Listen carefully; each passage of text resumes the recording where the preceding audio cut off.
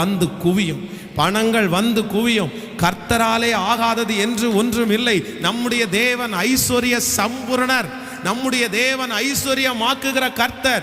ஆபிரகாமை ஐஸ்வர்யமாக்குற கர்த்தர். உங்க கையை ஆசீர்வதித்து வெறுமையா இருக்கிற கையை நிரப்பி அந்த ஒன்றும் இல்லாத கையை கர்த்தர் ஆசீர்வதித்து பெருக பண்ணி பலுக பண்ணி உங்க கையை ஆசைப்பட்ட நீங்க ஆசைப்பட்டதை உங்க கை வாங்குறதற்கு ஆண்டவர் உதவி செய்கிறார். ஹல்லேலூயா. நீங்க பணத்திற்காக ஆசைப்பட்டு எல்லாம் போக வேண்டாம். பணம் கொடுங்க ஆண்டவரே, பணம் கொடுங்க ஆண்டவரேன்னு கேட்க வேண்டாம். கர்த்தரை நீங்க தேடினா போதும்.